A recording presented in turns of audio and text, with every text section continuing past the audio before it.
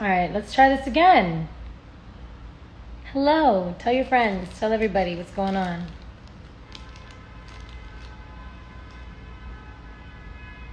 All right, because I had to restart because I think that there was some interweb issues. So I'm going to be going live today with, hold up, I want to make sure I get her last name right. Julissa Contreras. Yes, we're going to be talking about the moments, expanding on the moment, expanding on healing in this moment. All right, facts of life. Going and wanting the vibes. Okay, can you see me now? No. Coño. All right, well, hold up. I'm gonna save this live and I'm gonna post it, but then I'm gonna restart again. So I'm gonna post this and then we'll keep going and then I'll post that again. All right, let's try this again. Hello, tell your friends, tell everybody what's going on.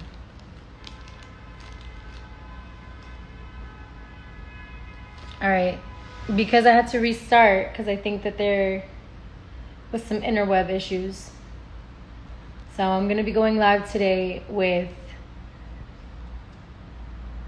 hold up, I want to make sure I get her last name right. Julissa Contreras. Yes, we're going to be talking about the moments, expanding on the moment, expanding on healing in this moment. All right, so she's a Dominicana from the Bronx, creator of YouTube hit Shit Spanish Girls Say, yes, and creator of Ladies Who Bronche podcast.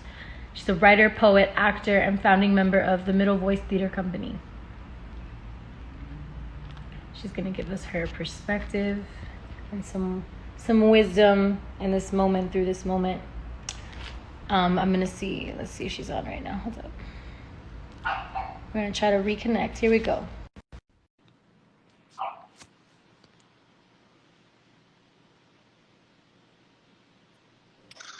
Is this working?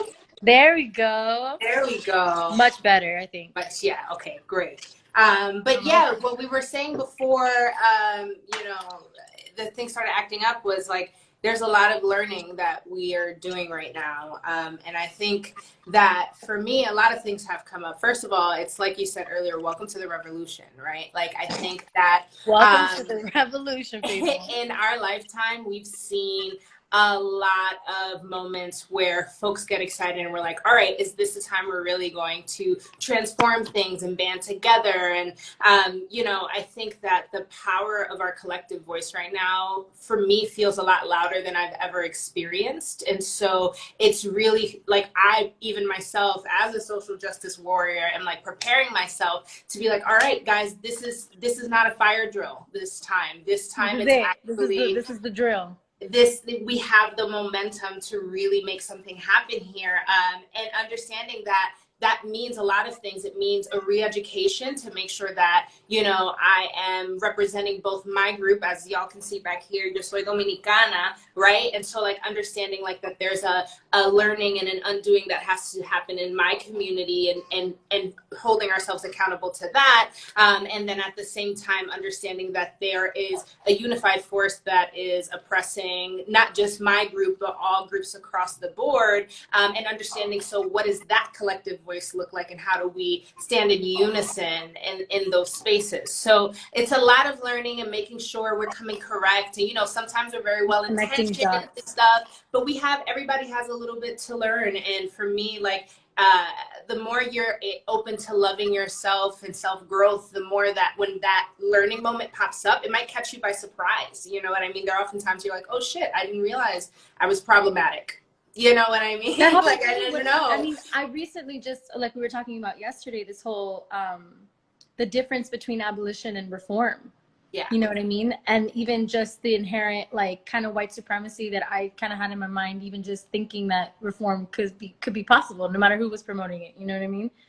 And it's not possible, is what I'm learning. And the more that I inundate myself in works of, abolitionists since the beginning of time, especially Black women, like, I just really am just, wow, okay, yeah, no, there's no such thing as reform for a system based off of white supremacy. There cannot be reform in that regard. So I've been very much schooled on that in the past, like 24 hours, even 48 hours, you know, because I've always believed in abolition, of course, but I had this thing in my mind where it was like something that can come later on down the line when it's like we've been constantly in that conversation of, oh, well, later we'll get there, maybe. But it's like, no, now is the time to radically shift our mindset into like, no, what is possible? What is the world that we can imagine? And how can we grow to that world? Versus like, what are the different ways we can band-aid the situation on the way there?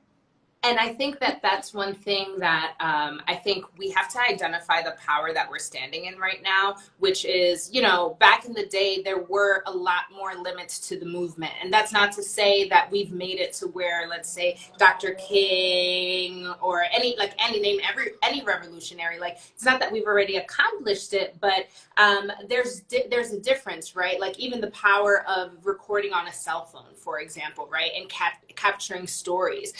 So like, I think we really have to keep our boots to the ground and understand that like, we might not have everything at our disposal to snap our fingers and just make it happen, but certainly we have more tools than the people who came before us, and we have the wisdom of what they learned, right? And I think that that's where the value is in learning our history. So for example, like when people are talking a lot about the Black Panthers right now, there are still people in our own community who think that they were a violent group, for example. Well, I mean, they were put on the terrorist watch list. So if you were a part of like brainwashed America that was only ever getting your information and news, especially during that time specifically from that one source, from like a news channel, you know, the media, whether liberal or, you know, conservative, whatever way you go with it, it's run by the same people. And they have a narrative, a very clear, succinct narrative that they are pushing no matter where you get your information from. So I think that's another thing about how amazing this moment is and different this moment is that we're keeping each other educated. We're sharing tools with one another. We're holding each other accountable in a public light, which happens to be online, which doesn't need to be a physical holding of accountability, which is quite interesting, I think. Right. And just like the floods of information that's out there, like it's like that. And again, welcome to the revolution. The shit that we, excuse my language, I don't know if I can curse. No, please. Things. Girl, my fans, no.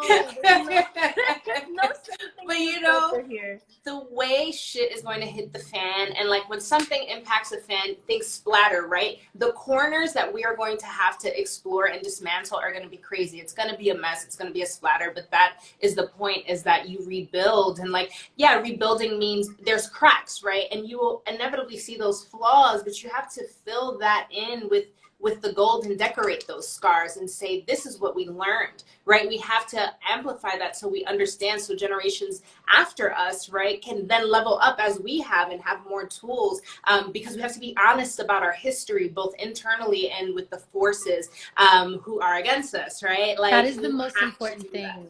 Yeah, like really looking at our history. I think that's where the dissonance comes from, and why we're even arguing whether or not, you know, the Black Lives Matter movement is a valid cause for everyone to get behind or not. I think it's the fact that that's a debate is thoroughly ingrained from our inability to look at the truth of our history.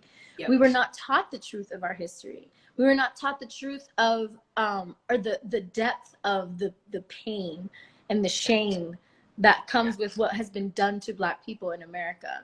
You know what I mean? And it's like, and we've been talking about it, even the nuance of that, of Latinos or the Latinx community, because, you know, we want to separate ourselves from it, but in that separation, there's even a sort of supremacy, because there are Afro-Latinos like yourself. That is an intersection that is very much alive and real in the United States of America, in this melting pot of cultures that come from all over the world and present in all kinds of colors. You know what I mean?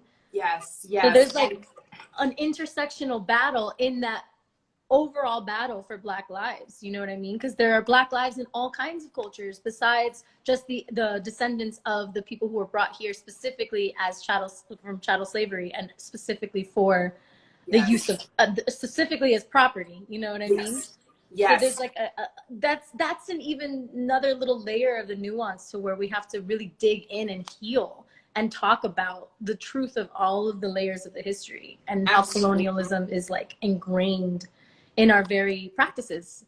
Absolutely. And I think it's so important for us to think about what we were taught and think about the language that was used and how things were framed. So when we were learning about how, we had colonizers coming to Latin America, the Caribbean, all these places, like it was framed in a way that was adventurous and necessary for the beautiful growth of what would come to be the United States of America. But it wasn't taught from the perspective of like, hey, we existed in these spaces and we were doing our thing. And then here come these groups and oppress us, right? But the word oppression was not taught in that, like in the history lesson. When we were preparing for a test in history, we were not using those words. Oh, manifest destiny. Right, manifest like, destiny. What destiny are you manifesting by taking land from people, bro? Exactly. Like, exactly. And so then details get lost in that history, like, depending on which academic you're asking, anywhere between 94 to 96% of African slaves from the slave trade were left in Latin America and the Caribbean. 94 to 96%.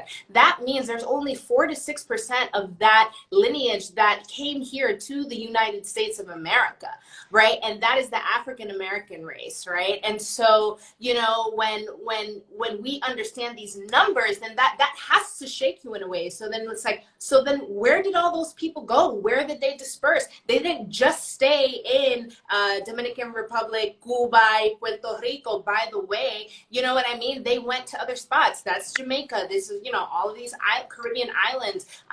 There's Black people in Mexico. You know what I mean? Like there's just such a spread, and it is just not the aspect with which we were taught. But understanding that is important. Yeah. The more you understand that they didn't teach you that because they didn't want you to have that information, the more you start to question the way in which other things have been communicated and taught to you. 100%. We also, in this conversation of broader, to even include another layer of it, is the indigenous populations and how they were also enslaved, and they were also kind of put into this whole melting pot of this diaspora. We are a mix of all that is, or that was, colonialism. You know what I mean? It was these European settlers coming in and bringing in human beings and exterminating human beings from a land that already existed and that had already had their cultures. So even when, because I'm Cubana Americana, and my grandparents, both sides, my mom was born there. And I have, all of that in me. My ancestors are una mezcla of all of the above, like all of ours. We're a diaspora of all of these things. And when we talk about, these rights and these liberations, we're talking about the liberation of our own people. And I think that there's this divide when it comes to the racism that exists in the Latinx communities. Because there's also different layers of it and different levels of it. Because in Cuba and in the Dominican Republic, you still have two different cultures, even if we are similar. You know what I mean? And then when you go to South America or Central America, you have a whole nother range of how indigenous communities and slave communities like all kind of mixed together and made their own valid cultures out of that. And we all profit off of those cultures that were created by the hands of slaves and indigenous. You know what I mean? We are the amalgamation of all of those things come to light, especially white Latinos who love to claim this rich culture, Hello. That rich culture comes from our roots. Okay. That comes from the history of the African influence over our cultures. Yes, absolutely. And that's one of my favorite things, is to see how people really deny the black culture in the Latinx community. And I'm like, but same plátano, different recipes, motherfuckers, because the plátano stretches very wide and it leaves the Spanish tongue, okay, right? El mismo plátano que nosotros nos gustamos acá, también los africanos cocinan ese plátano y lo comen, y nosotros lo aprendemos de eso. I'm saying it in Spanish because some folks are writing, say it in Spanish. Nosotros estamos hablando para lo que están... Gente aquí que hablan español, español. Escuchando. Oye, para lo que nosotros estamos hablando es que nosotros como una comunidad no tenemos la educación, y no porque no queremos, pero no nos dieron la educación para saber de dónde viene la familia de nosotros. Mira, mi español La es roto, cultura. como dicen de los dominicanos. Yo hablo mi español roto, pero ¿por qué es eso? Va, hasta eso tiene una historia, ¿verdad? Hasta eso Entonces, tiene una historia.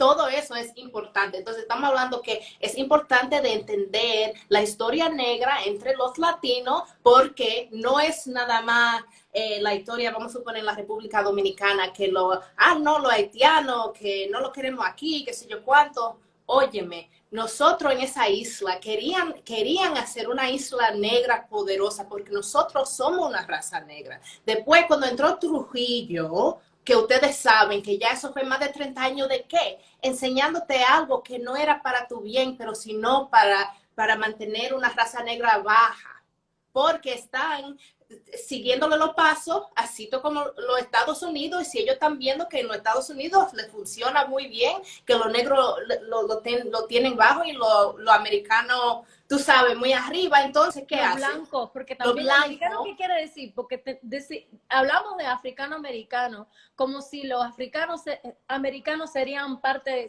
separada de la cultura americana. O sea, pero si los africanos americanos son los que han hecho y han creído, o han creado, my bad, Creado, sí. han creado la cultura americana. O sea, todo el mundo como que quiere ser africano, quieren ser eso. Ok, eso es importante hablar de eso entre nuestras comunidades, porque hay mucho racismo. Yes. Y también de lo que está hablando Yulisa ahora es eso,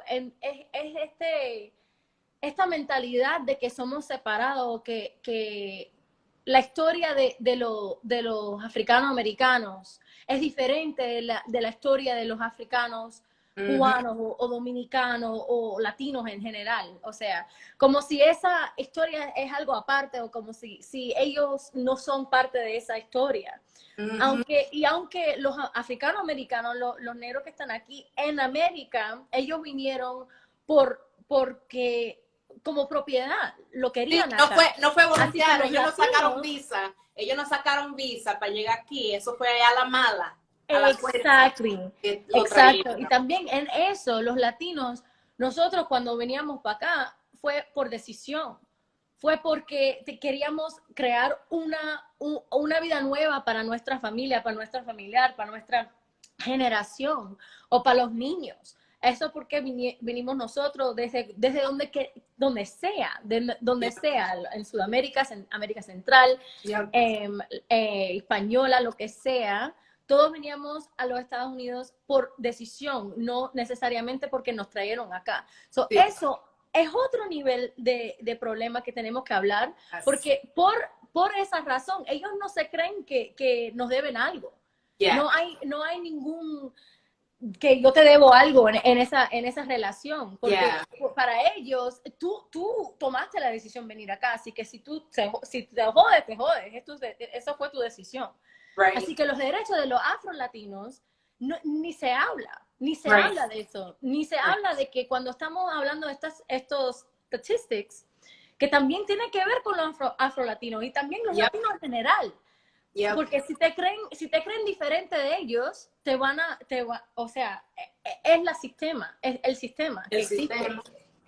Sí, and I just to come back in for the folks who right back to the English. Like I think definitely what we're saying is that there is a way in which even the way in which we came here, you know, Dominicans, we come here and we get our visas to come to this country, but we're talking about a history of people who were enslaved and did not have a choice, right? And so like that basic understanding already changes the dynamics of their American experience when they get here, right? So you're talking about a group, and this comes, I'll frame this by saying, like, there's a way in which when we're having these tough conversations with each other, we have to be gentle, because, like, does it piss me off every time Dominicans who are Black deny their Blackness? Absolutely. Like, it makes me violent almost. I almost want to shake them and remind them, you know, of their history. But then I have to remember what? I have to remember that if it's somebody like a cousin who lives on the island, the access to information, the books that they're being taught in school, not the same as mine. Let's keep in mind that they were under dictatorship until the early 60s, which means people like my mother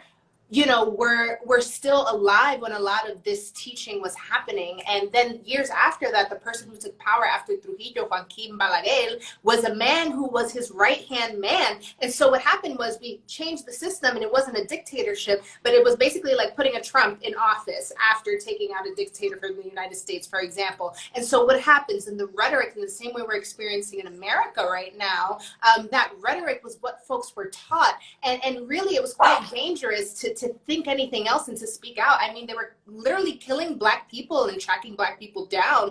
And so it was very difficult to be openly woke, right? And for a lot of folk, where the priority was, well, I need to find food, or can my kids go to school? I mean, we're talking about a third world country. It becomes difficult to make your identity, in any case, Black or light skin or whatever, it makes it difficult to make your identity the priority. So then what happens in a moment when everybody is like, this is who you are, remember who you are, blah, blah, blah. People are like, what are you even talking about? I've spent my life just trying to survive. What are you spent my life trying to distance myself from the part of me that makes me a target. Yes, yes. And so it's like, that's a survival tactic. When people don't claim their Afrocentricness or their Afroness, you know, it's not because they don't recognize that it's true, because there are plenty of things that we are told in microaggressive form, in passive aggressive form, yes, in very direct form as a society. Okay, as a Latino community, there are many passive aggressive things, or just even simple like trying to marry lighter, or trying to have lighter kids, or trying to, you know, clean the race and all that kind of bullshit. And being like told, I've heard people say, gosh, I have a list of these. I mean, like, I've heard people say things like, oh, bueno, si tú te vas a estar cortando con negro, aprende a hacer trenza, porque esos cabellos no son fácil, meaning like, oh, if you're going to be fucking a Black guy, you better get ready and learn how to do braids, because that hair ain't easy, right? And like it's almost like a threat. It's almost like the Blackness that you're associating with. You better not bring that into your situation. Yes. It is threatening your situation, right? It is threatening your ability to move through the world without being oppressed in a particular way, which is, again, why I'm saying it is important to be gentle, because what you are combating is somebody's survival tactic more so than a belief system. It's just if I'm not going to see change in my lifetime, how do I shut down and protect myself? Because I don't believe we're ever going to have the revolution. So leave me the fuck out of it. Don't talk to me about Blackness. Don't talk to me about any of this. And so it is a survival tactic. So we have to understand that it's almost like you're educating people, and you're also saving people from this toxicity that one develops, and it is completely natural, and we've all done it. You know, I learned I was Black at 19. I didn't know I was Black. Like, I knew I was Black, but because Black people were like, oh no, you Spanish, right? And I was like, oh, you Spanish, which is actually where my the title for my video came from. Should Spanish Girls Say? I know the proper term is not Spanish. I am not from Spain. You know what I mean? I know that, but why did we do that? Because the colloquialism of New York City made it such that people were blanketed, and if you spoke Spanish, you were Spanish. But then I'd go into my Spanish corners, y las mexicanas weren't really fucking with me. You know what I mean? And like guatemaltecas weren't really fucking with me. And it was like hard. It was it became difficult, because they also in their own circle were like, well, we don't really see Black people. Una separación. So they started. So I'm being a ping pong ball between the Black community and the Latinx community, and understanding like, damn, but we eat the same plátano. Like, I always go back to that, and it's such a simple thing, but I'd always be like, it is so confusing to me how we're so different. And then I learned. And then it was such a relief. And that's why it's important to have these conversations, because people are relieved of pain when you talk about the difficult things. It's a difficult conversation, but that's part of the healing process. And healing hurts. Healing hurts. But you don't take looking at yourself and looking at all of the spaces where you are imperfect. Yep. You know, and unfortunately, that's one of the biggest parts of all of this, especially again for the Latinx community, is that we need to look at ourselves before we can, you know, come around claiming this high and mighty energy, especially white Latinos, which I've noticed like a lot of people are pretty silent for the most part, white Latinos, like very silent, actually, as if our brothers and sisters aren't trapped in cages because of ICE, as if our parents, my parents, you know, when my grandparents first came to Miami, there were signs that literally said, no fucking Cubans, no Cubans here, no Cubans allowed, no Cubans welcome, right along with no Jews. You know what I mean? Like, the Cuban people were refugees of a dictatorship. You know what I mean? Like at the end of the day, like that's what we came over as. So for me to listen to any white Cubans talk about anything besides being on the side of Black Lives Matter is just absurd to me. And all of the different, you know, things that I've noticed, all of this trauma points right back to this need to be a model citizen, because again, we weren't brought here, we came here by choice. So there is an underlying guilt in that, where we have to be good Americans and we better show up and show out and be Americans. And America is so synonymous with racist, okay, that oftentimes, even when we're betraying our own communities, we are prepared to take up arms for our oppressors. Because it's not like my grandparents or my parents, even though we're white passing, had all the opportunity in the world. You know what I mean? Right. Había una tía aquí that claimed my grandparents. So, you know, she helped them out a little bit when they got here, but they had to start from scratch. You know, they worked as maintenance people and insurance sellers and teachers. You know, we're out here part of the middle class, the working class, you know.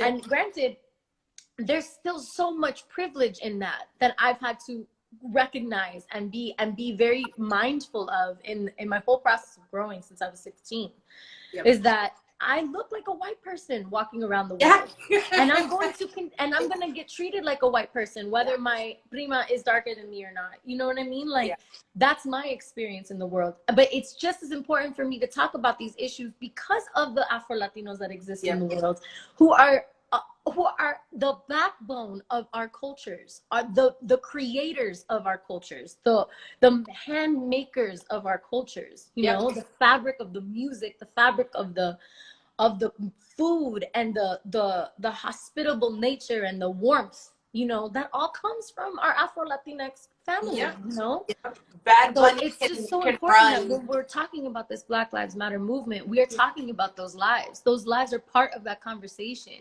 And they might not be the center focus of the conversation because, of course, Black American experience of those who were brought here has been a very particular experience in history of disgusting violence, you know, like just systemic violence that we have to just really reckon with right now in a way that I don't think we've ever even been given the capacity to, because we got no jobs, everyone's home, everyone's fucking freaking out because of a health crisis, and we're looking at all of the different ways already, even before this started this came to light again, you know, is that we were all already in a state of like, what the fuck is going on?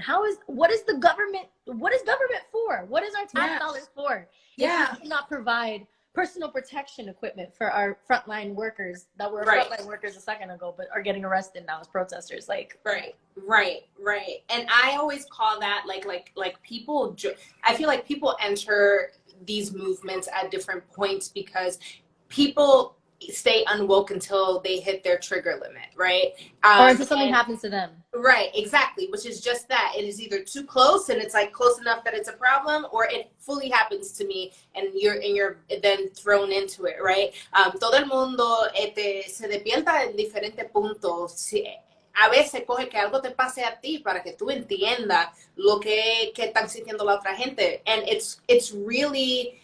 It's scary because then that's what makes it difficult for us to unify, is that different people are on different pages at all times. And I think that you're absolutely right. Having coronavirus put people in a state of reflection, right? Because while it absolutely did disproportionately affect communities of color, as most things do, and we had to see that, we also had to see communities that usually hold a lot of privilege have to really maneuver things around to be able to have that privilege in a time where the universe was like, this is bigger than your money and what you can usually use as a resource. So now we have folks who are itching with that, and we're still in the virus, actually. Like, we're in these streets again, but the virus is still here. And so now what we're starting to see is people feeling the pressure of the anger and saying, holy shit, well, if I don't change something, I'm getting canceled, or there's going to be a shift. Like, people are feeling the pressure of that shift because we're angrier, we're hungrier for the change, because we've just been sitting in our house for months in a very unacceptable and insufficient situation. It's also all really connected. You know what I mean? At the end of the day, like, when we talk about why coronavirus would disproportionately affect Black and brown communities, we never talk about why. Yeah. We get all these fucking stats thrown at our faces, and it's just like, oh, look, Black people just, it seems like they're getting sicker. It's like, yeah, can we talk about why? Because they're more likely to be part of the working class. They're more likely to be one of those people who's out there being an essential worker. They're more likely to first of all, live in a situation of poverty, you know what I mean? Like disproportionately because of the history of this country and our constant oppression of these communities and excessive policing of these communities. And every time they have historically thrived, literally people come in and bomb them or kill them or figure out a way to dismantle their socioeconomic standing that they have built for themselves. So every time that you see people come up, then you see them down. And I just saw a comment from some ignorant person talking about how if this whole country was racist, that there wouldn't be any famous Black people. Like, there's a continuous conversation. We really love to talk, when we have these conversations about race, we really love to bring up, you know, these kind of token people who have been able to overcome their circumstance, right? Which is granted, like you can come across any race and you can do that, right? You can always find somebody who has overcome their circumstance. Right. But if we continue to make the story of one, the proposed story of a whole, when there are very obvious obstacles that are legal and most times, okay, that are the impediment of someone becoming successful, X, Y, Z, whatever way they become successful, okay? If you're not addressing those issues, like you're not looking at the larger picture. Yep. And that's the real problem, is that we're really not looking at the larger picture. We really want to focus in on, yeah, pero I don't like the looting and the rioting. I don't agree with the violence. Yes. It's like, how can you not agree with the violence and stand in support of systemic violence? Right. So it's not just violence, it is systemic violence. It's violence perpetrated by people who are sworn to protect or whose supposed job is to protect. What are they protecting? If we cannot, as a collective, critically assess these kinds of institutions to when we have situations where they are very obviously murdering civilians. Let's take race out of it, right? Because people like to be like, what about Black on Black crime? And, you know, more police kill white people. Why are we justifying death with more death? Right. And what the fuck is that? Like, it's bad. It's bad all the way around. It's fucking bad.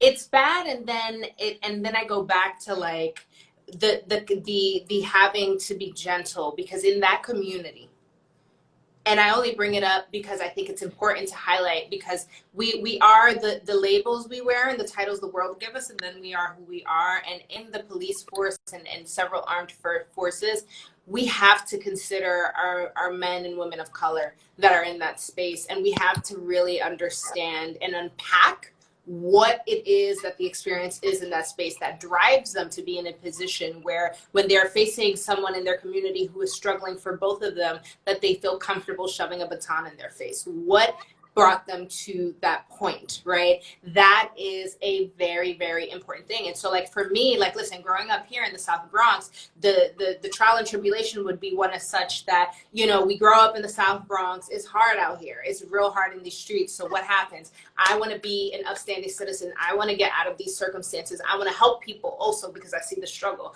I see a pathway to a career like police officers. And maybe I liked playing cops and robbers as a kid. Maybe there's something about just that line of work that calls to me, and it's coming from a very good place. Great. You know, I get into the system then takes their people and makes them unlearn certain things, and then injects new information. It tells them these are the people we target. Yeah, it brainwashes them. This is the people we need to target. This is why this is important. This is why you can get away with this low key. Like, you know what I mean? Like, all the things that we know that are the problems, but then they're taught that, and then they're told, and this is what you protect and serve. And then they're taught that in a way that we don't actually get taught that. So we don't even understand the depth of the brainwashing, you know what I mean? And so then they're in these systems, and for those who don't go to the sunken place, but are in the space, they say, fuck, well, this is terrible, but if I leave, who's going to change the system? So you have some who stay, and they're really trying to move up rather than move out because they're trying to do something. But then you have those who see the circumstances, are overwhelmed by the work ahead, and say, well, I got to take care of my family, and that's why I got into this shit in the first place. So peace out movement. I'm not going to move out. I am also going to try to move up, but it is now about me and my personal needs, and it is not considering the experiences of others. So I'm comfortable being out here and beating the shit out of people in the name of cops, because they're just out here making our jobs difficult, and that's all I care about in the end of the day. And understanding that, because we got to unpack that, we got to come for those people, we got to shake them up a bit and be like, yo, brother, you know what changes? Maybe if we win this movement, you get more mental health support, and you don't need to be stigmatized for trying to take advantage of it. Or, hey, y'all are severely underpaid. Talk about Black celebrities. Y'all are on the front lines every day, and who's advocating for you to get paid for that level of commitment, right? And like understanding that this is the same fight, and that if they do put their batons down, that perhaps we can move something together. Because imagine a world where all the police said nah. What they're gonna do? Arrest all the police and all the people? What are they gonna do? What are they going to do? It forces a change. That was my whole entire thing. Is like, when we're talking about this all cops are bad cops situation, right? I think that there's a lot of sensitivity around this, because I know that there's a lot of minorities out there who have family members, who have brothers, sisters, aunts, cousins that are in the force, or either in the military or they're in the police force. And we want to, I think that's another thing that needs to be addressed, because like, even just talking to my dad, when he reflects on who it was growing up, right, in his high school that ended up becoming a cop, it was usually the people who were not on a path to do anything else with their lives. Yeah. Or they were engaging in a lot of criminal activity when they were younger, right? So you have this whole, and that's not to say that that's only minorities. That's a lot of the white men who go into these things. They go into these institutions knowing what they can get away with in those institutions, knowing that they're going to be protected by police unions if they commit hate crimes, knowing that they can exercise their egos to whatever degree they want, because they are above the law. They are considered above the law. And that's interesting to me too, is that dynamic of the people who are supposed to be upholding the law are somehow above the law. I feel like that is the biggest contradiction you could possibly be giving your people. Like, that is the biggest oxymoron that could ever be in existence, is a supposed institute that is going to be protecting people, that is allowed to murder, abuse, sexually assault, maim, do whatever they see fit, okay, for whatever circumstance, and they can literally justify it on the back end in their paperwork. And all DAs and all judges and all, because right now, I mean, this is very clearly like a sickness, and the sickness is not new. This is not new in any way, shape, or form. Like, this entire establishment came to be based off of slave patrols.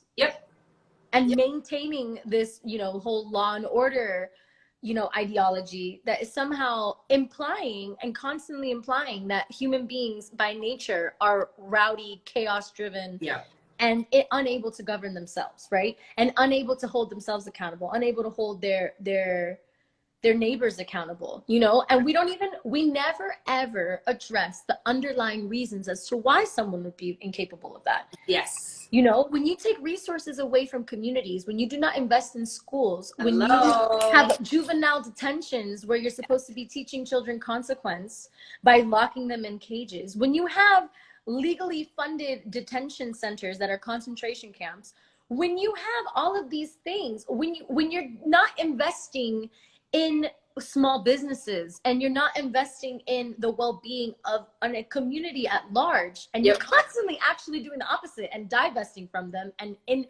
infesting you know, trouble, like even just the criminalization of drugs. Like, imagine if we did not criminalize drugs, and we treated drug addiction as a public health issue, as it should be, because drug addiction is a response, very obviously, to lack of resource, to the feeling of inadequacy, to feeling of unworthiness in a society where we literally make people's worth based off of their productivity. And if you do not give somebody opportunity, they cannot possibly give you back productivity. If you don't have an input, you can't have an output. And we all know that because of all the technology we be using on a regular basis.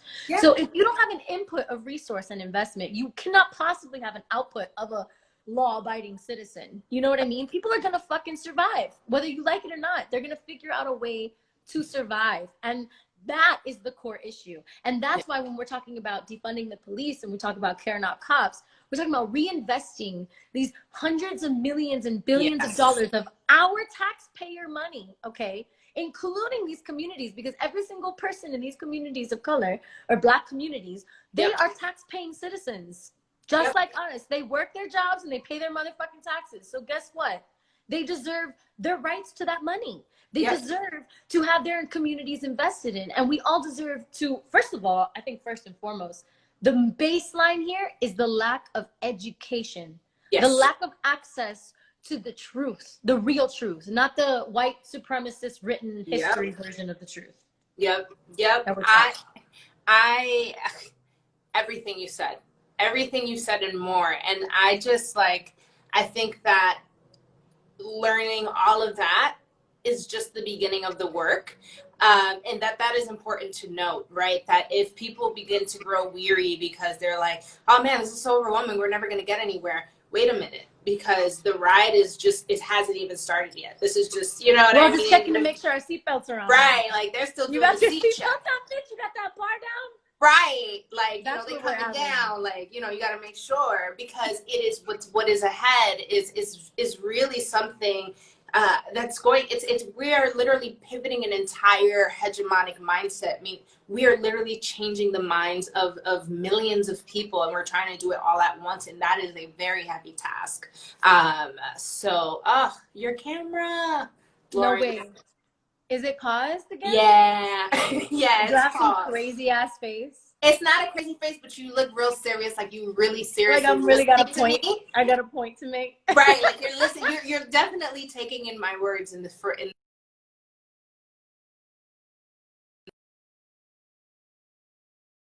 It's understanding that the work comes ahead. And how are we doing? Am I back? No, I'm still not back. Oh my God, I'm literally in the same exact space that I've been in all day. Do you want to hop on and off? No, because then we're gonna lose the whole live. I can't. Oh, you're right. We have like 10 minutes left, so I'd rather. Hold on. Let me just try to see if I could find a more reasonable space. How are we doing now? How about now? It's like still that T-Mobile commercial where it's like, can you hear me now? Oh yeah, the "Can you hear me now" commercials. Can you hear me now? Yeah, no, it's still, you still have it. It's still paused for real? Yeah, it's still paused. Oh my God, I'm so upset. No. Hold on, let me. The people want to see your face, girl. Try it again. Hello. This is, you know, when you spit too much truth, Instagram acts up. When you're spitting way too much truth, Instagram always that is the facts of life. Okay. That is so real. I've also noticed like engagement goes down, like for some reason. Yep. Even if people are definitely wanting the vibes. Okay, can you see me now? No. Coño. All right. Well, hold up. I'm gonna save this live and I'm gonna post it, but then I'm gonna restart again. So I'm gonna post this and then we'll keep going and then I'll post that again. All right, I'm back. I posted the first one. I apologize for the internet's acting up. Hopefully what I was seeing was what was posted, but if not, it's okay. We're going into part 2 of this conversation. I think this is a conversation that we're probably gonna have to keep having too, to be honest, because there's so many layers to it. There's so much to talk about. So much to unpack. So we're gonna keep getting into it. All right, let's go. Julissa!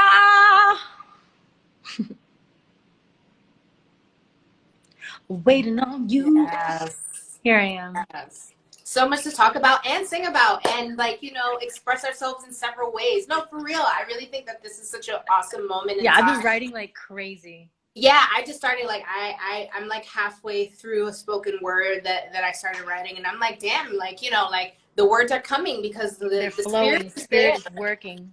Yeah, it's definitely a moment in time, and we're gonna see a lot of art. I mean, I think one thing, like in a weird way, like when we're trying to stand in gratitude in the middle of all this chaos, I think something to be grateful for is the way in which people have found their voices and Channel. are just expressing them in so many multitudes of ways and touching so many different audiences that it warms my heart, like, you know what I mean, to know that everybody has a voice of someone who's willing to speak. And like conversations like these, right, like I'm a voice, and I'm like, you know, a Bronx Latina, but like, you know, Miami, right? Like Miami can hear me and the Bronx needs to hear you, right? And like just like the ways in which we're finding these intersections. And what I was gonna say before we went off the live is that another huge intersection that I want to shout out that I think our communities need to sort of do the work for, to show up for, is the LGBTQAI plus community.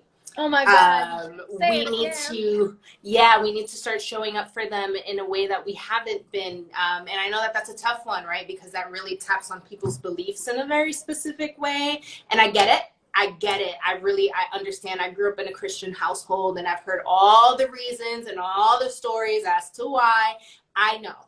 But guys, it's an old mentality, and we need to understand where our scriptures have been co-opted from, because it is not that scripture Say and it believing in again. things are Co-opted not scripture. Like worthy. Jesus is not our savior. Yeah, like, you know, I'm not anti-religion or belief in any sort of way, but it's about understanding how the stories were passed down. We've all played the telephone game. We know how that happens, and we need to understand that in some cases it was intentional, the ways that the words were distorted. Our connection to spirit is ours, and it lives within us, and it has nothing to do with the construct. But there's nothing wrong with following a system that feels right for you and how you want to, you know, have that relationship essentially. You know what I mean? And we need to dismantle that, because if that's at the core of why we think it's okay that people like Ayanna Dior, who got beat up by 30 men in a store, or Tony McDade, who got killed right around the same time as George Floyd, and no one is saying his name, you know what I mean? He's our trans brother. We need to be there to support each other, and that work is important. And like, you know, listen, as a cis woman, it is important for me to show up, because I have brothers and sisters in my community who need me to show up, who show up for me.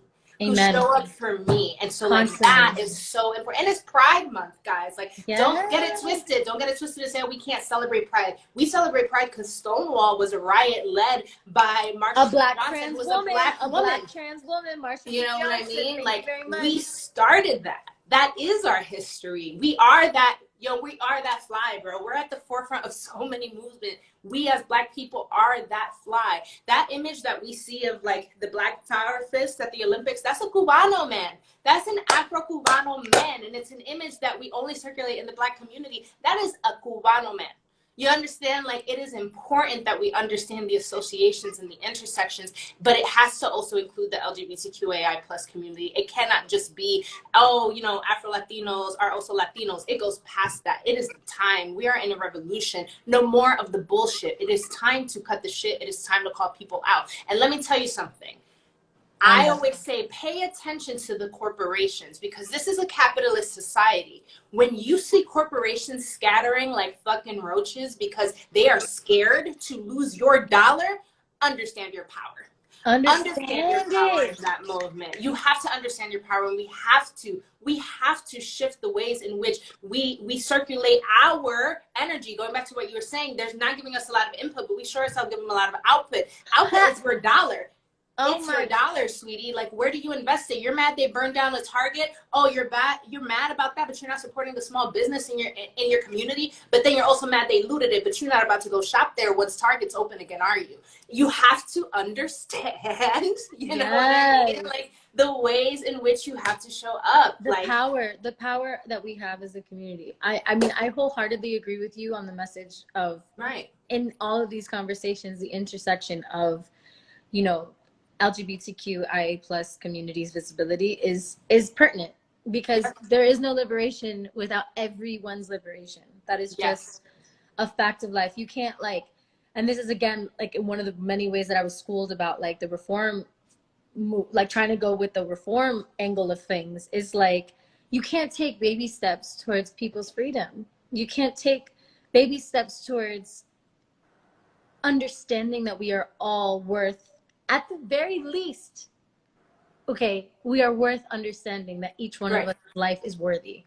You know, we all are meant to be alive simply because we are alive. We are taking up the space we are and breathing. There's no extra explanation for it. Like, that's why we deserve it. It's because we're here and we're alive. Like, and they're so lucky that we are just looking for equal rights and that we're not looking for revenge.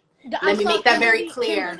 Oh, what is her last name? I think Johnson. I don't want to misspeak, but I saw this beautiful Black woman who was really proclaiming, like, she spoke for like 6 minutes about this exact thing. She's like, you're lucky that, like, we're looking for equality and that we're not looking for revenge. And that is the truth beyond truth. And I think that at the end of the day is at the real core as to why white people are refusing to look at this moment, are the ones that are refusing to look at this moment and not grow. It's not because you don't see it. It's not because you think it doesn't exist. It's because you're scared as fucking hell that you're going to be put in the position that Black people have been in for the past 400 years. Yep. That's at the root of all of these issues is the envy. At the root of all of these issues is the fear of, shit, am I going to get treated the way that am I going to get what I've been dishing out? Right. Am I going to have to reap what I sow? That's the real issue, and that is what people need to be sitting with right now, in that comfortability that we're all experiencing. When we get confronted with these things, we really need to be looking deep down inside. It's like, why am I feeling uncomfortable? Is it because what they're telling me isn't true? Is it because what they're telling me is too much or in a weird tone or too aggressive or whatever? Like, no, bitch, like, that's not what the problem is. Like, it's not the tone, it's not the way it's being told to you, it's not the fact that you have to look it up on your own and that Black people cannot be doing this extra fucking emotional labor work for you. Hello. And having to explain things to you. There are resources upon resources upon resources out there for us to look at and to read. Yeah. We have to take the initiative if we truly mean to be taking initiative. We have to make the move to be better for ourselves and have these uncomfortable conversations with our family members and have these uncomfortable conversations with our neighbors and our sisters and our cousins and whoever the hell else has the audacity to still not believe in human life. You know what I mean? Like, we're above that. Yeah. And it sucks because I feel like a lot of Black people are being put in a position where they have to be nice about whether or not they're going to educate somebody about what they've been fucking screaming at the top of their lungs for I don't even know how long. It's forever. You know what I mean? It's not their responsibility, and we have to just come to terms with that. And we cannot police the way that they tell us that. Like we need to take the policia out of our own minds and heads and hearts. Like that little white supremacist that lives in each of our hearts that shames us when we haven't done enough, or shames us when we're not productive enough, or shames us because we were wrong. Like, we really need to get over that little bitch, and we really need to get acquainted with our higher selves and the people that we're meant to become, because they don't have time for the petty, like, self-sorry bullshit right now. Right. You have to take yourself out of the equation, and you really have to look at, how have I been complicit in these systems? What am I doing from my corner of the earth, from my body, to make this world a more progressive place and to make this place safer for my Black brothers and sisters across the board, and folks, non-binary folks as well. Right. And our trans brothers and sisters. Like, everyone is included in the conversation because we're all human beings. Right. We're all little humans. It's really that, and it's we gotta keep finding that language. I'm gonna say it again. We have to keep finding the language to have these conversations. And you're absolutely right about how people are. There's a lot of performative activism right now. Oh my God. There's a lot of people, like, I love my friends, but I have a lot of my white friends who feel the need to reach out to me to, one, make sure I'm good, which I'm okay with that. Thank you for checking in on me. But number two, then list all the things that they've done, almost like, and then here's my list. So I'm not on the naughty list, right? Because I signed this petition and I donated here. It's that intrinsic guilt that it's like, am I doing enough? Like, am I approved of is this enough for me to prove that I love you? Right. You know, and the proof comes in the consistent showing up. Exactly. And this ownership. is a consistent battle. This is not one that stops, because I have been having these conversations and in conversation with a lot of grassroots organizers for years. You know what I mean? Like, they've been doing this work. People have been doing this work. This Yes. work has been written. They've been doing the seminars and the lectures and all of that. That is in existence. It's tangible things that you could, like, Rachel Cargill's amazing. She does a lot of work with healing, you know, our bullshit. Instead of, you know, and of course her focus is her own community, but she does a lot of work with you know, white people who really want to be allies in this situation. Yep. And I think the main thing about allyship is understanding that it's not performative. It's not just you posting one black square. Exactly. Because I have a lot of people in my life who I called out for posting a black square only, you know? Right. And a lot of people got really upset about that, because they're like, I'm trying, I'm doing what I can. And it's like, no, you're not. Right. Right. Just, you're not. And I don't mean to be rude about it. I don't mean to make you feel sad and then you feel discouraged and not even want to try. Yeah. This is a point where we need to stop being toddlers. Mm-hmm. A lot of us are toddlers right now. We are walking through this new world of wool past our eyes, like, whoa, like, wow, this is really fucked up for people of color, man. Like, wow, this is really fucked up. Yeah. And of course there's an intrinsic guilt that comes with that. You know what I mean? Of course you're going to feel bad about that. Of course you're going to feel probably really heightenedly bad about your own role in that, and how many times you're coming to the realization you've been a part of the problem. Right. But all of that guilt needs to be transmuted into action. That's the main thing right now that I think everyone's asking for across the board, is like, if you really want to be better and you want to show up better, it's like, I'm not going to like pardon your past and like, it's okay that you were racist, because it's never going to be okay. But it is something that we were indoctrinated with. And so you can do the work to be better, and you can't get lost in the self-pity. You really need to get a grip on your strength, on your courage, on your bravery, to be on the right side of history for once, you know, and to heal the intergenerational trauma of your ancestors and whatever your ancestors might have possibly done to Black people over the course of our history, or to their Black relatives, or to their Black, you know, community members. There's a lot of pain that has been done, and of course it's not stuff that can be undone, but it's stuff that can be worked on to heal, you know. Absolutely, absolutely. And I think one other point that I want to drive home is we have to change the narrative about thinking that, oh, well, there's all the Black people who don't care themselves, and they decide to, you know, like sit down for government checks to come in, and even though the highest number of people on welfare are white, by the way,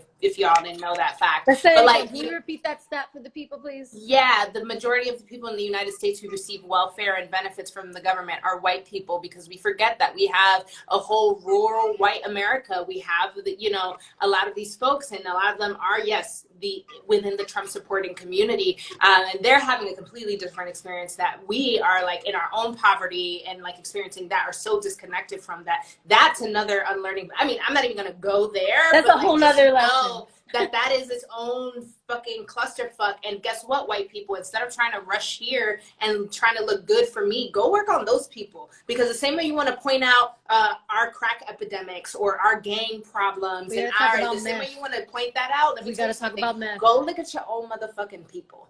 You have issues that you need to focus on too. And by the way, a lot of the shit I have to deal with is because y'all motherfuckers, you know, wouldn't leave us alone, or like Reverend Sharpton said, because you had your knee on our neck, right? And so like, that is why we have extra shit to work on. So please go work in your corner. Let me work in my corner. Stop trying to get a little stamp of approval so that you can say, well, that one Black girl in my life said what I'm doing is enough.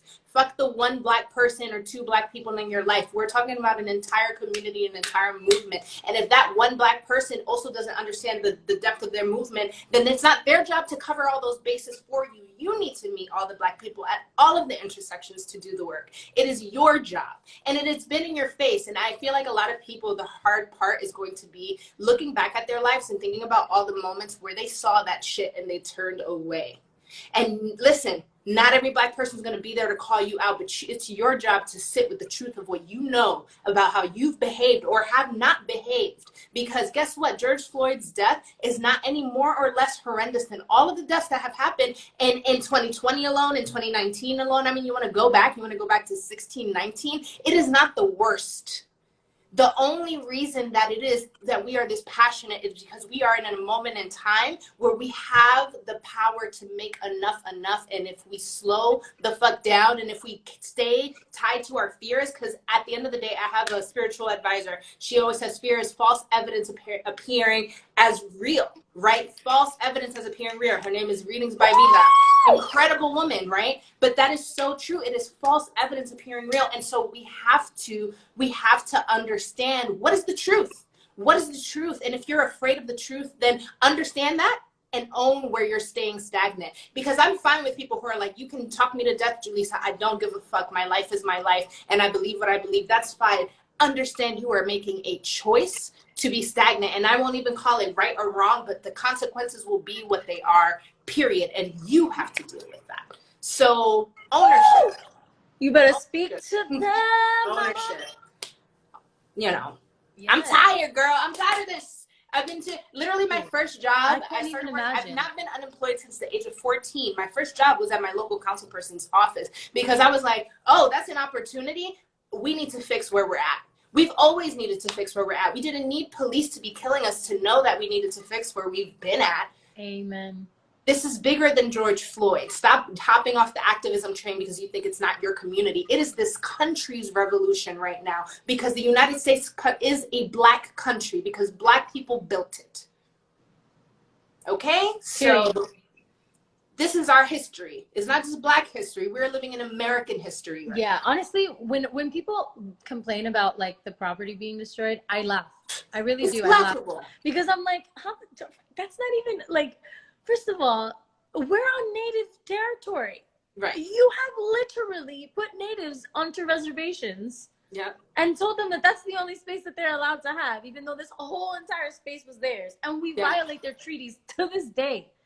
And you want to talk about property? Yeah. You want to talk about what's owned and what is not owned? Or what is earned and what is not earned? Or what is deserved and what is not deserved? Okay. We can get into those conversations, but they're pretty deep. And I don't think a lot of people want to hear the truth. Yeah, girl. Let me tell you, they'll knock us off of Instagram so fast. So fast, these settler colonizers. Yeah, you know, and it's not, I'm sorry I got passionate. I'm not yelling like child. That's love. Do that's not apologize. That's harsh love. Don't apologize for your passion, mama. Like, that's another thing. Like, be as passionate as you are. Use your full capacity of your voice. That's what was given to you, for sure. Yeah. Girl, you deserve to be, first of all, enraged. If that's how you feel, be fucking enraged. You feel passionate, you feel triste, you feel whatever you feel all of the feels, you know?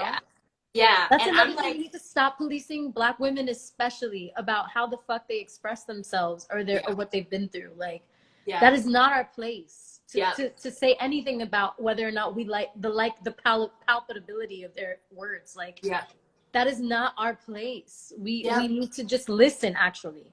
And granted, if you feel like you're being talked at, if you feel like you're being talked to, you need to sit with why you feel that way. Right.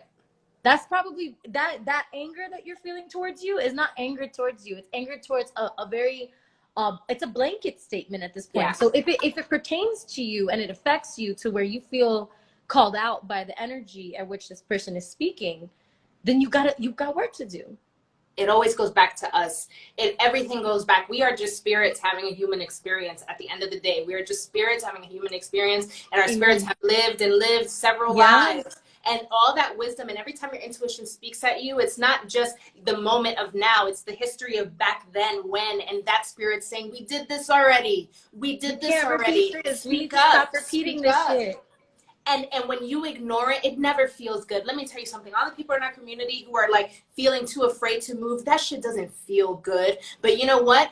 The system knows that. And the system is so glad to have the people who step out of line and have all that stuff because it makes it difficult for us to build up from where we're at, but like it's all you're all you got, guys. You got to really step into yourself and demand the truth of the spaces you occupy. Demand them to respect the way in which you guys enter these spaces. We can no longer conform to something that was never meant to serve us. There is 1% of our population that has all the wealth. 1% of our population has all of the wealth, and we are the ones who cry, fight, and kill each other trying to get money that is never coming down, and trying to get resources. We're not holding it.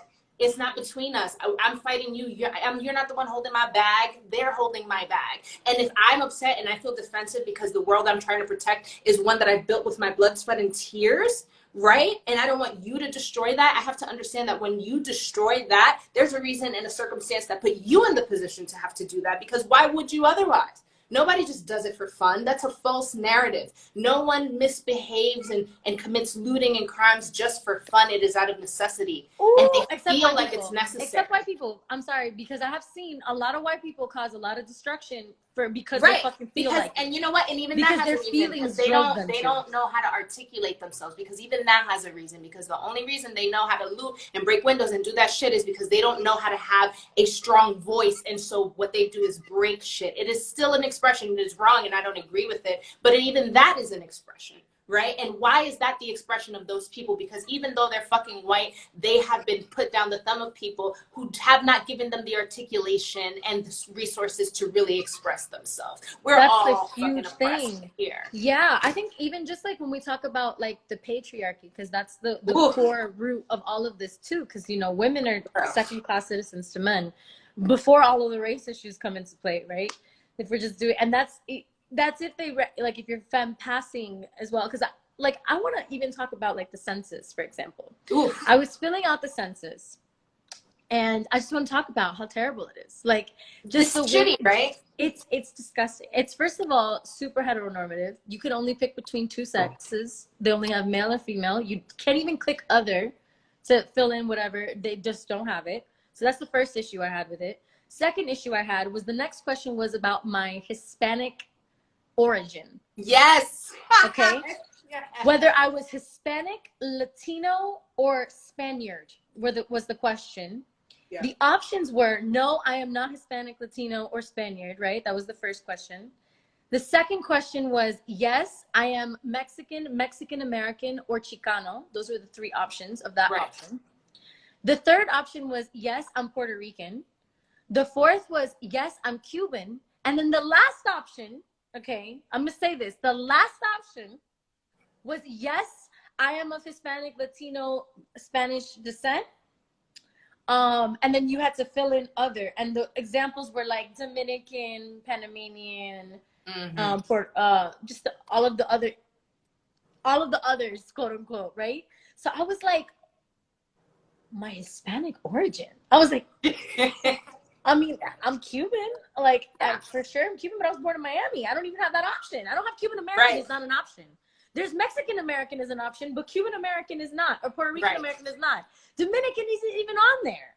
That shit is fucking wild to me. Like, I had to click both. I had to click, yes, I'm Cuban, and yes, I am Cuban, and I had to write in Cuban American because I didn't even know what the fuck to pick. I didn't know what was real. And then here's the kicker. The next part that comes up is, what is my race? After asking me my Hispanic origin, they ask me, what is my race? Yeah. And there's no Hispanic option. There's no Latino option. Yeah. There is white, which is when it's described, it says Irish, English, Swiss, whatever, like European white. And then they have Egyptian in there, which I was like, Egyptian North Africa, you fucking weirdos. Like, how is Egyptian white?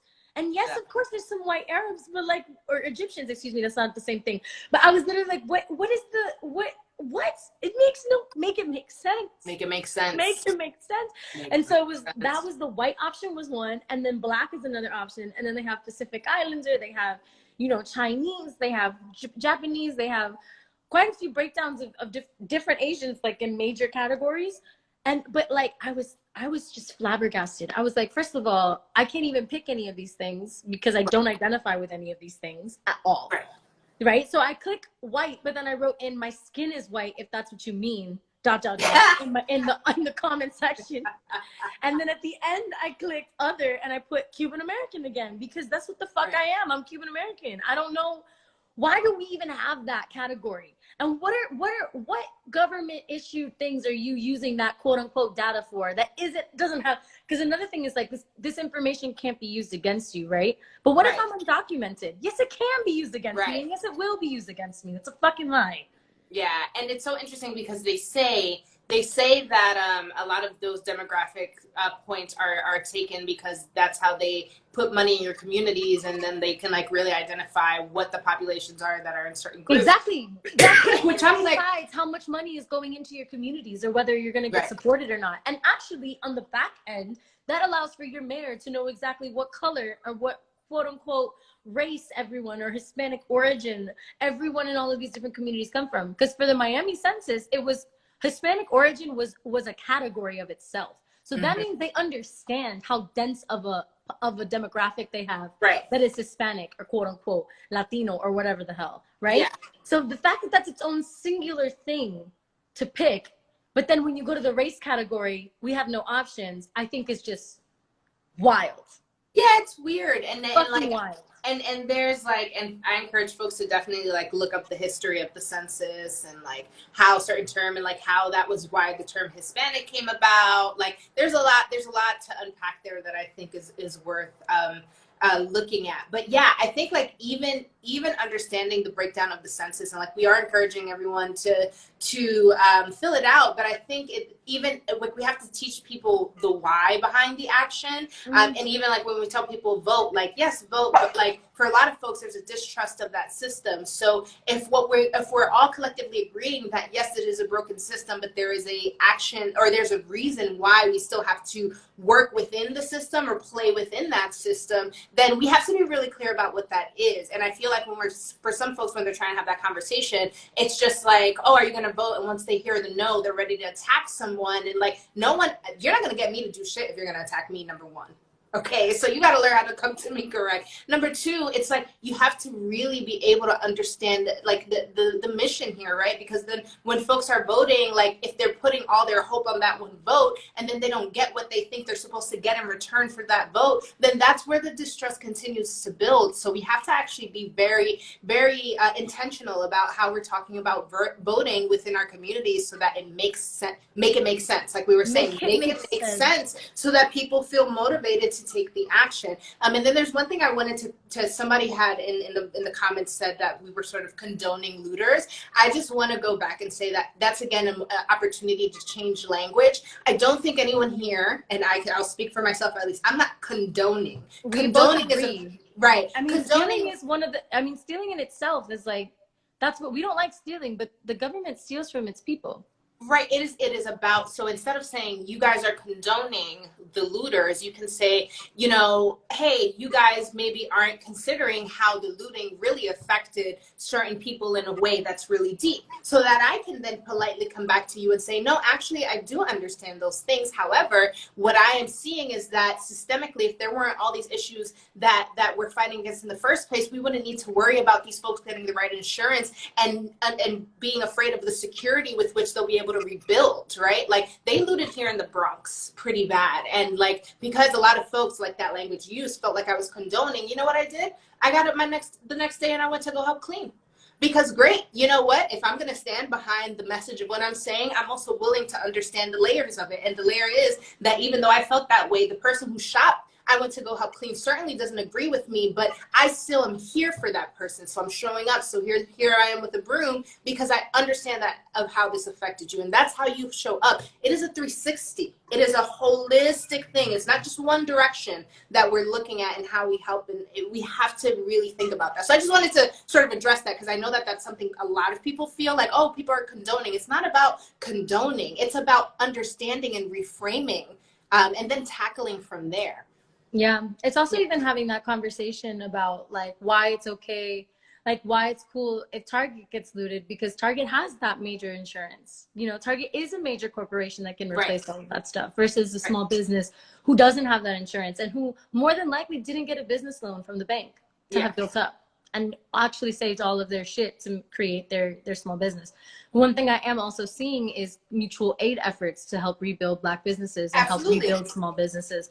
That's the things that we're not talking about when we're having these conversations, is the way that the community is still showing up for these small businesses to make sure that they don't just get lost in the dust, you know? Because another thing about these looting and rioting that's going on or whatever, the looting, when we're talking about why people do that, you know, that is a lot of people's only opportunity in their minds to be able to get the things that they need, their necessities. You know, so yeah, they do wait for that opportunity to be able to do that. And that's not, again, I'm not referring to every single person at all in any way, shape, or form. And I'm definitely not, I want it to be very clear that protesters are a separate group of people. Exactly. There are more than, and the majority of people there are not there to steal things. You know what I mean? Like, at all. But again, when we're talking about why these circumstances create a scenario where someone feels like they can go looting, right? We have to talk about people's disparity, man. The fact that people are in situations where they feel like that might be their only opportunity to get things that they are told they need by society. Because also we have a society who has a lot of, you know, mainstream artists, a lot of politicians, a lot of, you know, socialites that tell everybody they're worthless if they don't have money, and they're worthless if they don't have money. Exactly. That's so what I was gonna what say. Do you think that's going to be doing to an uneducated populace? You taught us to loot. You taught us that before the importance of a life comes the importance of our materialism and how we can flex. You taught us that. Like, you know what I mean? And whether or not we perpetuated that is a whole other conversation, but we perpetuated it because we were trying to make sure that we had the status as well. Everybody wants to be down. Everybody wants the status. We were following orders, okay? So this idea that it's innate and it's because I've seen a lot of it. No, eso mono. Esos son mono que se ponen whatever, calling Black people monkeys and trying to compare us to animals in the way that you were conditioned to believe, because that's another thing, a huge point. I can't believe I haven't even said this already. The whole problem in this situation is that people have been trained to be desensitized to the oppression of Black lives. Amen. People have been desensitized to the oppression of Black lives, of Black business, of Black people. We can see it over and over again. Why? Because our media teaches it. Because when we watch Oscar-winning movies, they're all about fucking slavery and watching us get whipped. You know what I mean? Like, because when we, you know, we're very selective about the lenses. When we wanted to introduce gangster rap, we wanted to make sure everybody knew they were criminals and didn't listen to the nuances of the lyrics, right? Like, there's just so many ways that they control the narrative, and we get spoon-fed it, and we don't know how to spit it back in their face. But they sure as hell know how to take what we try to give them and inform them with and spit it back in our faces. Oh, really quick. I think that that's something even like in dynamics of argument. Like, I think we've all learned the way that people are supposed to argue. The way we argue with one another is to throw other things in each other's face. Like, I find that a lot of the time when I'm trying to argue with someone or about why this is a relevant movement that everyone should be, you know, in tandem with, people just love to bring up past and just be like, oh, well, they didn't stand up for me when this happened, and they were never with me when I was bullied when I was younger by Black people. And you know, because like a lot of Cubans who grew up here, of course, grew up in the poorer parts of Miami, which of course are mostly comprised of people of color, you know. So when you have a white Cuban who is poor and in these neighborhoods, of course they're probably getting bullied because they're not of the same color, you know what I mean? And because these little kids' experience outside of what they're experiencing right now has been racism. You know, so if they see someone who's not like them in their space, they're going to be racist. That is just like, it's the way that it works. Of course, it's not the same caliber of racism in any way, because there's totally different ways that systems actually oppress people versus not. But it exists. And a huge line that we're not ever addressing is that, yes, racial disparities, but the real big thing here is rich versus poor, is money versus not having money, you know, because there's so many different subcategories in the poverty level that keep all of us from fighting each other's fight with each other, you know, that keep us feeling like each of our individual fights are different from the entire fight, which is freedom and liberation from these oppressive systems. And that letting one win brings yours back is another thing we're taught. Like, oh, well, I'm not competition. LGBTQ, so I can't put too much attention to that because, you know, we need to focus on this. And it's just kind of like, well, no. There's the intersections. That's a big word. Listen, for all of you guys, download that vocabulary, intersection. There's so many, because more than two things can be true. So another great word is duality. It can both be true. You know what I mean? That like, and untrue.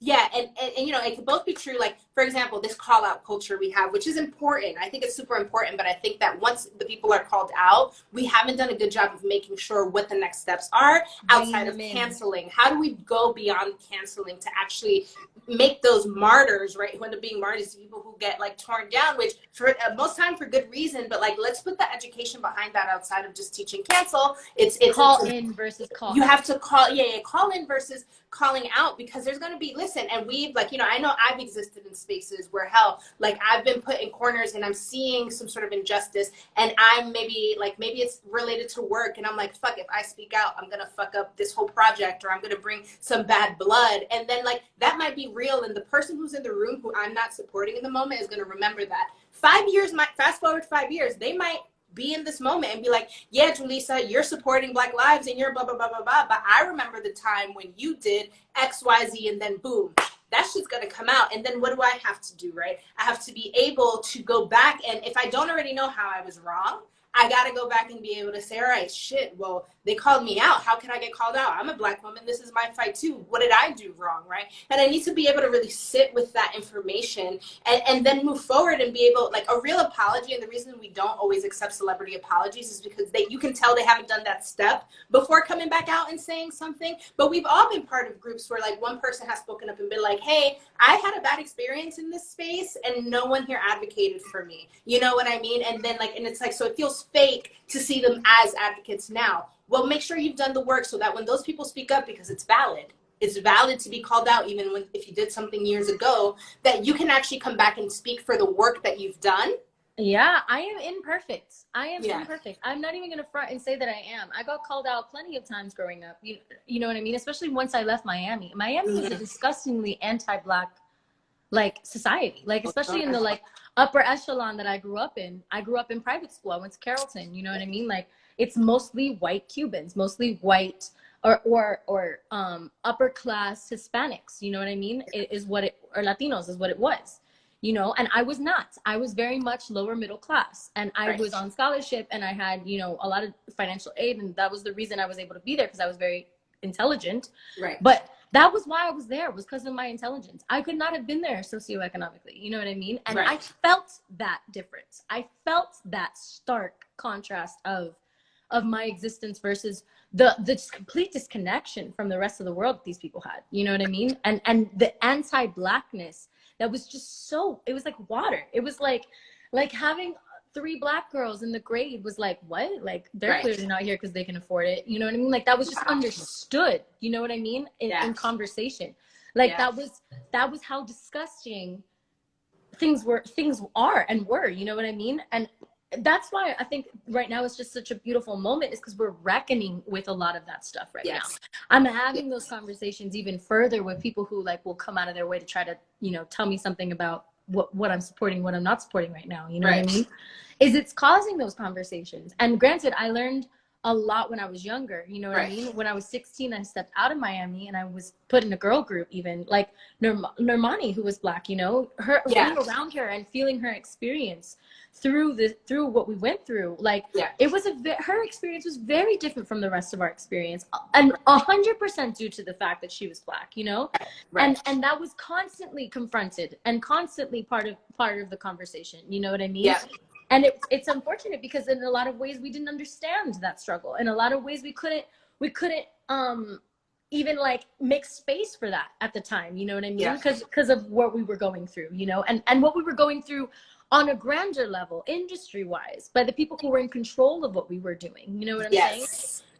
And I think that's important to call that out. So, like, that layer of control, or attest to her experience, because it was its own unique experience within our experience. So like that's a whole nother thing. It's like there's so many layers to this shit, bro. Yeah, and it's so important. Like, and I'm so glad that you brought that up. You know, because I've heard those stories, and I think like even a moment like this, like you acknowledging it in a moment like this is so big, and that's just where we have to be. Like, we just know the truth. Let's just speak to it. Speak truth to power. Like, you know what I mean? Like, Amen. we kind of just have to have these uncomfortable moments and these conversations. Look, I had a moment with a friend of mine where he was like, wow, look at this old video I dug up from when I was in high school. And I was like reenacting a scene that he had wrote. And like, it was my favorite scene, but I was like trying to be Asian and I had my fingers like this in the video. And so like you know, and it was me literally being like, oh my God, I miss your scene so much. And I'm reenacting it, right? So it wasn't a demeaning act, but I still, like, he sent it to me and he was like, oh, haha, it looks so funny. And I was like, that's not funny and I owe you an apology. Like, it's not funny and I owe you an apology. And like, and it's, listen, and that's my brother and it's fine. And like, it wasn't an experience that hurt him in any way, but I have to be able to call out those things because I need him to understand that that's unacceptable behavior from anyone else as well. You know, so like sometimes owning our own shit is so that we are leading by example. That's the most important part. Examples we have. Accountability is it, yeah. right? Like, we really got to have that conversation, I think, is like, we must take accountability, even when it's uncomfortable, even when we don't want to admit to ourselves that we're not the best people. Right. You know, when we don't want, like, that's the main thing, is not wanting to have to feel like a part of our character is someone who's careless or someone who's who's not thoughtful or someone who intentionally tries to harm people. I know that for the majority of us, of course, the intention is not harm, but the intention versus the impact is a huge part of this conversation. Just because your intention was good does not mean that you had a positive impact on the person you were engaging with. And just because you didn't do that does not make you a bad person, but you choosing to run away from accountability is what makes you a bad person. Does that make sense? It's like you choosing to run away from that and not allowing yourself to be held accountable and reinforcing this idea that like, I'm not racist. I'm not racist. It's like, you might not want to be racist. You might not agree with those ideals, but what you said was, and what you were doing was. Right. So acknowledging that and being like, you know what? I didn't realize before, but this behavior is racist and I apologize for that. And I'm going to do better moving forward. That's all we can do. You know what I mean? Like, unfortunately, that's all we can do. But the more we run away from it and the more we refuse to identify with it, that's where we get lost in the sauce and all the chaos starts to come across, is because, I rhymed without even trying. But that's when it happens, is because we're so much more concerned with how we look. Right. And how people perceive us. Right. Than the pain that we're causing by not taking that accountability. Yeah. You know, and that at the end of the day is what all Black people are asking for right now, is a fucking accountability. Yep. It's for us to see where we need to grow, to take responsibility for the parts of that are not their responsibility anymore. Right. And so let them fucking live their fucking lives. That's it. That's all that's being asked right now, is that we stop policing communities that we don't understand. Right. Exactly. And then educate yourself and then understand the issues that you're having with that community, and being able to call yourself out and to take ownership where ownership is due. And also, I think, and in that understanding that you don't get to control how people respond. You're only in control of what you can say. To forgive you. So if you know what I mean? If I say something and I, apologize, however I apologize, and I take ownership, for some people, the hurt might be deeper than what you can offer in the moment. And that's that. But you have to take the ownership, and then it's your job to lead by example and live your life by those words, as opposed to only being performative for the one moment. And that's where it comes through, and that's where it follows through. So there are people who are never going to forgive you for the shit that you did and the way that you were inappropriate. And it's not their job to have to forgive you, because that has everything to do with them and nothing to do with you. What you have to do is actually take action to the lessons that you learned. That is the ownership that you have. And make sure that you never affect anyone like that ever again. Yeah, exactly. Never make it so that there's another person walking this earth who is so pissed at you that they cannot forgive that hurt because you were just so damn ignorant. You know what I mean? It is that ownership, and it's understanding that. And let me say something. That lesson I learned, let me tell you, it's so interesting, because I didn't even get to be called out. I just had to see it. I had to have learned everything I've learned from the age of, I think I was 16, like from 16 to now a 29-year-old woman. And I had to see it with my 29-year-old woman eyes, and not the eyes of the 16-year-old who was just doing it because they missed their friend and they wanted to perform the favorite part of the clip of the art that their friend made that they appreciated. Even if there's innocence in that, there's problem in that, and my eyes need to see it for what it is. So I encourage folks that as things start coming up, when you get called out, look at it with your fresh eyes and your new knowledge, because your gut's going to respond with the defense of like, oh, but this is what I meant. That's going to come up, and that's okay that that comes up. But make sure that you handle that on your own and that you're not using that to counter the person who is trying to teach you in the moment. Make sure that you are listening in that moment, and really looking at it with fresh eyes. Amen. Yeah. Amen. Wow. Yeah. Well, I feel like we've covered a lot. You said it all. De todo. De todo. Yes. I feel like we have to have a reunion, like you and I. We should. We should down the I feel like line. we could talk forever, bitch. Right. Listen, I hear Miami's more opened up than New York. I'm tempted. Ven pa acá. Ven pa acá. I'm tempted. I have familia. I have a cousin down there, so I'm low-key tempted to just be like, well, come through. If you come through, please let me know. I would love to see you. I would absolutely love to hang out in person. Absolutely. And build and plot and undo together. Yes, us undo together. And thanks for everyone who was listening. Like, we were real passionate and stuff, but these are the conversations that we need to be having. Do not be afraid to have these conversations. If you guys ever have questions on how to handle this, there's several resources. I, on my platform, my podcast at Ladies Who Bronche, we are trying to really put these conversations forward and have moments like these. So if you're really interested in like continuing these conversations or listening in these conversations, follow your Black content creators. We are Amen. Follow Julissa. Yeah, and we're talking about our lives. Like, really what we're putting forth is a truth experience, not just the cool movie that someone's gonna write that's based on a true story. Hear the true story. Like, really show up for the moments that people are creating to share with you the information you need to get woke, for lack of a better word. So, and hold us accountable, and hold us accountable to what we're sharing and how they're problematic. It's an ongoing dialogue for us all. Amen. Yeah. Amen.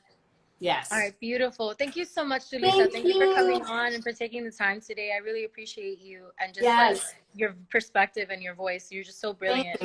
Thank you. Thank you for sharing the space. I really appreciate it.